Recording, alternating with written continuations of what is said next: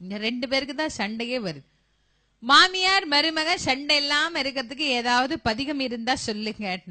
நான் சொன்னேன், இப்படி எல்லாம் நீங்க எதிர்காலத்துல கேப்பீங்கன்னு தெரிஞ்சுதான் அந்த காலத்திலேயே நம்ம ஞானம் பெரியவர்கள் எழுதி வச்சிருக்கிறாங்க. ஐயோ நிஜமாதான் சொல்றீங்களா? இதுக்கு கூட பதிகம் இருக்கான்னு. சத்தியமா இருக்கு. அபிராமி அந்தாதியில அபிராமி பட்டர் ஒரு அற்புதமான பதிகம் அருளி இருக்கிறார். 100 பாடல்கள்ல ஒரு பாடலுக்கும் ஒரு சிறப்புண்டு. அதுல ஒரு பாடல் மாமியார் மருமக சண்டை இல்லாம இருக்கிறதுக்குன்னு இந்த பாட்டு. அந்த பாட்டை நான் கேலண்டர்ல எழுதியிருக்கேன். யார் வீட்லயாவது படிக்கணும்னு ஆசைப்பட்டீங்கன்னா வாங்கிட்டு போய் முதல்ல சண்டை போடாம படிங்க. அதை படிக்கிறதுக்கு முன்னாடி அதுல என்ன எழுதியிருக்கிறேன்னு படிச்சு பார்த்துட்டு அப்புறமா பதிகத்தை படிங்க. மாமியார் மருமகள் 2 உறவு. ஒரு மகனை பெற்று வளர்த்து இந்த மகன்தான் நமக்கு ஆதாரம் என்று நம்பிக்கொண்டிருப்பவள் தாய். தன்னுடைய தாய், தந்தை, உற்றார், உறவினர், சுற்றம், நட்பு, தோழிமார்கள், தான் படித்த படிப்பு, ஊர், தேசம் என்று அத்தனையும் அற்றுவிட்டு தாலி கட்டிய கணவனே கதி என்று நம்பி வருபவள் மனைவி. இதுல ஒரு கணவனுக்கு யார் மேல அதீதமான உரிமை உண்டுங்கிறதுலதான் பிரச்சனையே வருது இல்லையா? தன் கணவனை தான் கவனிக்க வேண்டும் என்கின்ற எண்ணத்தோடு வருபவள் மனைவி. அவளுக்கு வேலையே புருஷனை கவனிக்கிறது தான். இந்த அம்மா 30 வருஷமா கவனிச்சார். 30 வருஷமா பையனுக்கு இவதான் சோறு போட்டா. 30 வருஷமா பையன் பைக்ல ஆபீஸ்க்கு போகும்போது இவதான் டாட்டா காட்டினா. 30 வருஷமா பையன் இவனுக்கு தான் புடவை எடுத்து கொடுத்தா. எல்லாம் இவளுக்கு தான் நடந்தது. இப்ப புதுசா ஒருத்தி நின்னு டாட்டா காட்டினா இவளுக்கு கோவம் வரும். அது என்ன அவளுக்கிட்ட? அவ வந்ததே டாட்டா காட்டுறதுக்கு தானே. எப்படியோ அவ வந்ததே டாட்டா காட்டுறதுக்கு தானே. அவ வேலையை அவ செய்யறா. நம்ம வேலை என்ன? நம்ம செய்யணும். இதுல நான் ரொம்ப எளிமையான ஒரு வழி சொல்றேங்க. மாமியார் மருமக சண்டை இல்லாம இருக்கணும் அப்படின்னா ரொம்ப எளிமையான வழி சொல்றேன். நிறைய பேரு பையனை கைக்குள்ள வச்சுக்கணும்னே முயற்சி பண்ணுவாங்க. பையன் கைக்குள்ளே சத்தியமாக வரமாட்டான். அம்மாவை மதிக்கிற மாதிரி நடிப்பான். பசங்கள்லாம் வருத்தப்படாதீங்க, இயல்பு அதுதான். மனைவி எதிர்காலம், தாய் இறந்த காலம். ஒரு இளைஞன் எதிர்காலத்தின் நோக்கி போவானா இறந்த காலத்துக்கு பின்னாடியே ஒளிஞ்சிட்டு இருப்பானா? எதிர்காலம் அவனுக்கு தேவை. இறந்த காலம் தாய் வருத்தப்படக்கூடாது என்பதற்காக பேச்ச கேட்கிற மாதிரி நடிப்பான். நான் மனைவி என்ன சொல்றாளோ அதைத்தான் செய்வான். நான் இதுக்குதான் யோசனை சொல்றேன். மகனை கைக்குள்ள வச்சுக்கணும்னு நினைக்கிறது ரொம்ப தப்பு. நடக்கவே நடக்காது. மகனை வச்சுக்கலாம் முடியாது கைக்குள்ள. மருமகளை கைக்குள்ள வச்சுக்கோங்க. ரொம்ப சுலபமான வழி. ஒரு பொம்பளையும் இன்னொரு பொம்பளையும் சீக்கிரமா சேர்ந்துக்குவா. ஆனா ஒரு பொம்பளை இன்னொரு பொம்பளோட சேர்றதுலேயும் ரொம்ப கஷ்டம் இருக்கு. ரெண்டுமே உண்டு.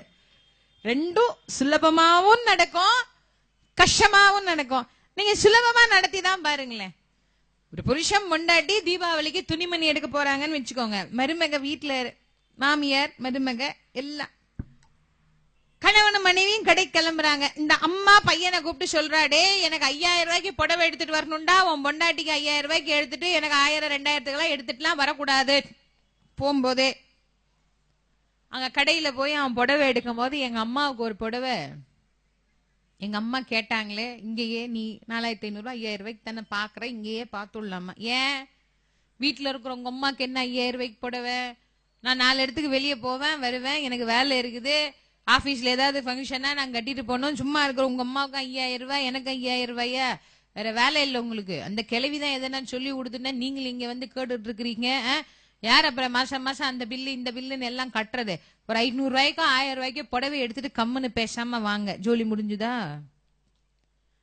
இதே மாமியார் என்ன பண்ணணும்? வெளியில 2 பேரும் போகும்போது, ஏன்பா நல்லா போய் பார்த்து உன் பொண்டாட்டிக்கு என்னெல்லாம் வேணுமோ நல்லா எடுத்து கூடப்பா.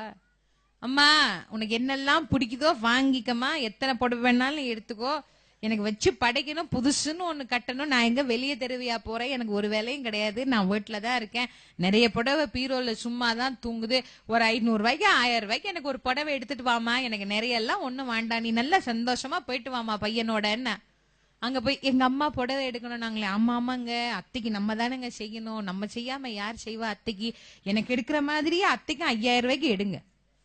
இல்லையா அம்மா 1000, அவங்க பெரியவங்க அப்படிதான் சொல்லுவாங்க, அதுக்காக நம்ம அப்படியே அவங்கள வச்சுக்க முடியும். நீங்க வேற சும்மா இருங்க, நானே எடுக்கிறேன், அத்தைக்கு இந்த கலர் தான் பிடிக்கும்னு எடுத்துட்டு வருவார். இப்ப நமக்கு தேவை 5000 ரூபாய் புடவை கிடைச்சுதா இல்லையா? நான் ஒரு உதாரணத்துக்கு சொன்னேன். யாரை எங்கே எப்படி பிடித்தால் நம் வாழ்க்கை எளிதாக நகரும் என்கின்ற வாழ்வியல் சூக்ஷமத்தை உணர்ந்து கொள்ளுங்க. மருமகள், அவளுக்கு பேரே மருமகள், மகனை மருவிய மகள். ஒரு மருமகள் என்பவள் அந்த குடும்பத்தினுடைய ஆணிவேர்.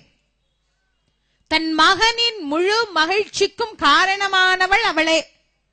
அவளை நம்ம மகிழ்ச்சியா வச்சுக்கிறதுல ஒன்னும் குறைஞ்சிட மாட்டோம்.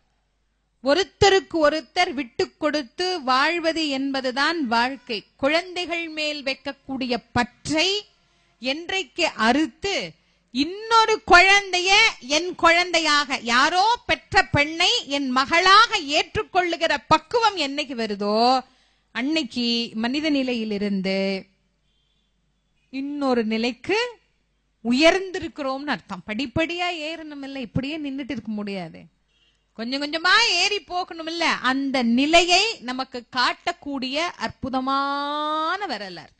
அதனால இந்த வரலாறை கேட்டவர்கள், மாமியாரா இருக்கட்டும் மருமகளா இருக்கட்டும், ஆம்பளைங்களுக்கும் இதேதான். குழந்தை அவங்க ரொம்ப தெளிவா இருப்பாங்க. ஆண்கள் எப்பவுமே பசங்களா இருந்தாலும் பொண்ணுங்களா இருந்தாலும் வளர்க்கிற போது அவங்க தெளிவா வளர்ப்பாங்க. இதுல குழப்பத்திலேயே வளர்க்கறது யாருன்னா நம்ம தான். அது இப்படி விடுறதும் முடியல, அப்படியும் முடியல, இப்படியும் முடியல. எல்லா ஜீவராசிகளுக்கும் தாய்ப்பாசம் உண்டு. நாயே நம்ம எப்படி நினைக்கிறோம், ஆனா நாய்க்கு இருக்கிற தாய்ப்பாசம் உலகத்துல எதுக்குமே கிடையாது. தன் குட்டிய அந்த உரிமையாளர் எடுத்தா கூட அந்த நாய்க்கு பிடிக்காது. குட்டியில அப்படி பாதுகாத்தது. ஒரு நிலை வந்த உடனே என்ன பண்ணுச்சு, பக்கத்துல சேர்க்காதே, விரட்டி விட்டுடும் குட்டியை. ஏன், உன்னை நீ காப்பாற்றி கொள்ள என் பின்னே ஒளிந்து கொள்ளாதேனார். உலகத்தில் இருக்கிற எல்லா ஜீவராசிகளும் தான் குழந்தை மேல வைக்கிற பற்றை துறந்து தான் வாழ்கிறது. ஆனா நம்ம தான் கடைசி வரைக்கும் அதோடே முட்டி மோதி எல்லாம் செஞ்சு வாழ்ந்துட்டு இருக்கிறோம்.